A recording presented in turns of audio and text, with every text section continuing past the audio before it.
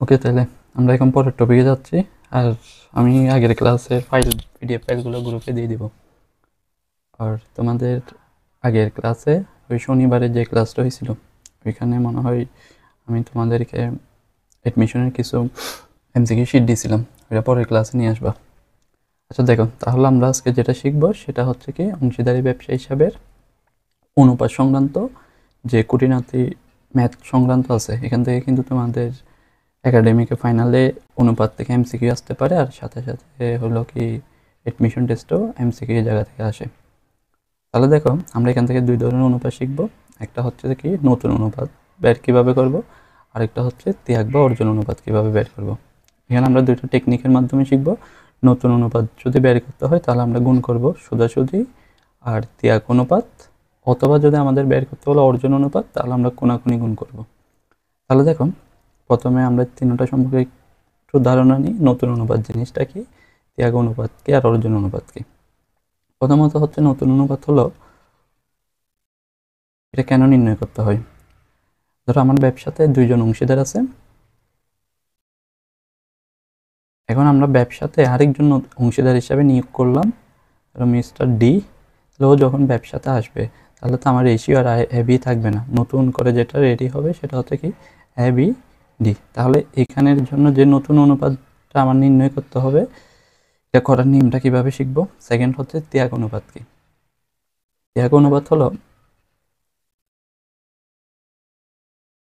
এখানে দেখো আগে ব্যবসাতে ছিল কয়জন, দুইজন এবি। ব্যবসাতে কে আছে, ডি। যে মুহূর্তে ব্যবসাতে ডি আসবে তার মানে এবং বি থেকে কিছু অংশ ত্যাগ করে ডি এর কাছে চলে যাবে। তাহলে ডি এর কাছে এবং বি এর কত অংশ গেছে এটা জানার জন্য আমরা যেটা নির্ণয় করব সেটা হলো কি ত্যাগ অনুপাত। এরপরে হলো কি অর্জন অনুপাত কি। অর্জন অনুপাত হচ্ছে, ধরো এখন ব্যবসাতে আছে তিনজন এ বি সি। এখন ধরো ব্যবসা থেকে বি চলে গেছে বা অবসর নিয়ে নিছে, তাহলে বি এর অংশগুলা এ এবং সি এর মধ্যে বন্টন হবে। তাহলে এ এবং বি এর মধ্যে যেটা বন্টন হবে সেটাই হলো কি আমার এ এবং সি এর জন্য অর্জন অনুপাত। তাহলে আমরা তিনটা থেকে দেখব, নতুন অনুপাত, ত্যাগ অনুপাত, আরেকটা কি অর্জন অনুপাত। তাহলে আমরা প্রথমে নতুন অনুপাতটা শিখব। নতুন অনুপাত যখন করব তখন আমরা কিভাবে গুণ করব, সোজাসুজি গুণ, সোজাসুজি। আর ত্যাগ অনুপাত করার সময় আমরা কি করব, কোনাগুনি গুণ। তাহলে দেখো আমরা একটা প্রশ্ন দেখি। এই প্রশ্নটাতে যেটা উল্লেখ করছে সেটা হচ্ছে দুইজন অংশীদার আছে ক আর খ,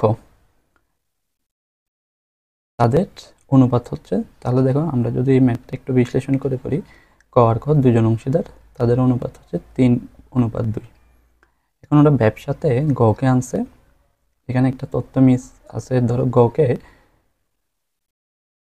4/1 অংশ হিসাবে প্রদানের ভিত্তিতে ব্যবসায়ী নতুন অংশীদার হিসেবে গ্রহণ করে, তাদের নতুন অনুপাত কত হবে। তাহলে নতুন অনুপাত যখন আমরা বের করব তাহলে দেখো এখানে অংশীদার হলো 3 জন,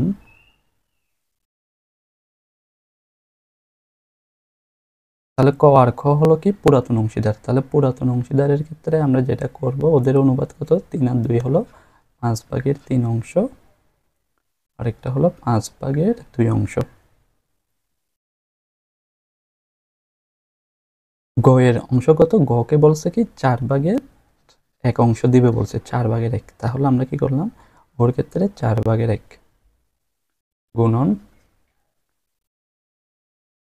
এখন কি দেখো, গকে যদি আমরা 4/1 অংশ দিয়ে দিই তাহলে 4 থেকে 1 অংশ বাদ যাওয়ার পর আর অবশিষ্ট আছে 4/3 অংশ। এখানেও 4/3 অংশ। তাহলে আমরা কি বলছি, নতুন অনুপাত করলে আমরা তখন সোজাসুজি গুণ দিব। তাহলে এখানে সোজাসুজি গুণ করলে 3 গুণ করলে হচ্ছে 9, 4 5 20, এখানে 20 আর 6। এখন দেখো গয়ের ক্ষেত্রে আমার এখানে তো 20, এখানেও 20, তাহলে এখানে 20 মিলানোর জন্য আমার কত দিতে হবে, 5। তাহলে আমরা যদি হরকে 5 দিয়ে গুণ করি, লবকেও 5 দিয়ে গুণ করতে হবে, তাহলে এখানে আসতে 5 আর 20। তাহলে আমার নতুন অনুপাত দাঁড়ালো কত, 9, 6, 5। এখন দেখো প্রশ্নে বলছে এরপরে কি 1 নং সমস্যা অনুযায়ী ত্যাগ অনুপাত নির্ণয় করতে। তাহলে আমরা যখন ত্যাগ অনুপাত নির্ণয় করব, ত্যাগ অনুপাতের ক্ষেত্রে মাথায় রাখবা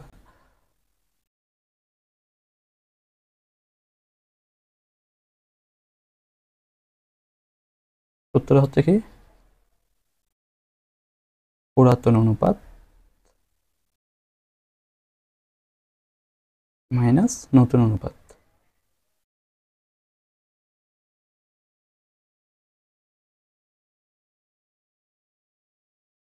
এখানে মেবি একজনের মাইক অন, এটা অফ করো। নরিন আফরোজ, তোমার মাইক অন, অফ করো। আচ্ছা দেখো, আমরা যদি পুরাতন ত্যাগ অনুপাত বের করি, তাহলে ত্যাগ অনুপাত করার সময় পুরাতন অনুপাত থেকে আমরা নতুন অনুপাত কী করে দিব, মাইনাস করব। তাহলে আমরা যে একটু আগে ম্যাথ দেখছিলাম, ওই ম্যাথে ক আর খ ছিল পুরাতন অনুপাত, ওদের 3:2 ছিল। আর যখন ওরা ব্যবসাতে আসছে, তাহলে ওরা 3জন অংশীদার হওয়ার পর অনুপাত দাঁড়াইছে কত, নতুনটা 9:6:5। তাহলে আমরা এখন ধরো ত্যাগকে করছে, তাহলে ক আর খ এর থেকে কিছু অংশ কার কাছে চলে গেছে, গড় কাছে চলে যাওয়ার জন্য ক আর খ কিছু অংশ ত্যাগ করছে। তাহলে আমরা ত্যাগ অনুপাত যখন করব, তখন করার ক্ষেত্রে যেটা করতে হবে কোনাকুনি গুণ। তাহলে আমাদের প্রথমে কি পুরাতন অনুপাত থেকে নতুন অনুপাত মাইনাস করতে হবে। পুরাতন অনুপাত কত, 5/3 অংশ, 5/2 অংশ এই যে এই জায়গা থেকে আছে, ইন্টু, আর আমাদের নতুন অনুপাতটা হচ্ছে কি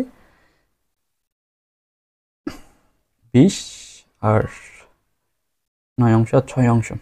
তাহলে আমরা এখন যদি কোনাকুনি করি, এখানে 20-এর সাথে যদি 3 গুণ হয়, তাহলে হচ্ছে আমার 60, আর এখানে হলো 45, আর এখানে যদি আমরা করি তাহলে হচ্ছে 40-30।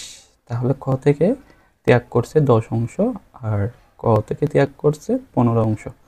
তাহলে এখানে ত্যাগ অনুপাত হচ্ছে 15 আর 10। অপশানে 15-10 যদি না থাকে, তাহলে থাকতে পারে 2 আর 3, 3 আর 2। তাহলে এটাই হচ্ছে ওদের ত্যাগের পরিমাণ। আশা করি এটা বুঝতে পারছি। এরপরে দেখো, আমরা যদি আরেকটা প্রশ্ন সমাধান করি, এখানে কি বলছে, ক আর খ 2জন অংশীদার, তাদের লাভ বন্টনের অনুপাত 3:2। গকে নতুন অংশীদার হিসাবে ব্যবসায় আনলে নতুন অনুপাত দ্বারা এত। খ এর ত্যাগ অনুপাত কত। তাহলে এটারও যদি আমাদের ত্যাগ অনুপাত বের করা হয়, শুধুমাত্র খ এর বলছে, আমরা ধরো দুইটাই বের করতেছি, তাহলে আমার এখানে নতুন এবং পুরাতন দুটোটা দেওয়া আছে। পুরাতন হতে কত 4-3, আর নতুন হচ্ছে 4-3-2। তাহলে আমরা যদি ফার্স্টে পুরাতনটা করি, 7-3 ইন্টু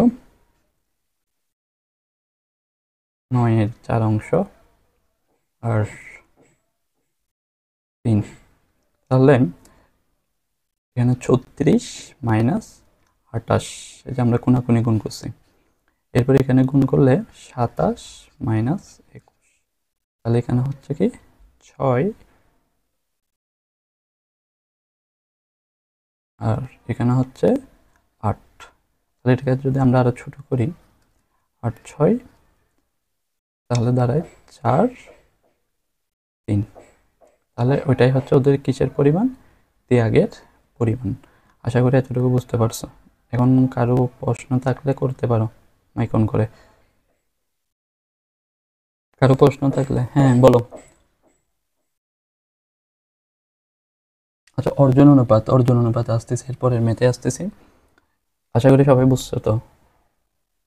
ওকে, আচ্ছা দেখো, এরপরের ম্যাথ যদি আমরা সলভ করি, এখানে 3জন অংশীদার দেওয়া আছে, 4। আচ্ছা এখন দেখো, আমরা যদি অর্জন অনুপাত বের করি, তাহলে অর্জন অনুপাতের জন্য আমি একটা প্রশ্ন আনছি, ওইটা কিভাবে সলভ করতেছি দেখো।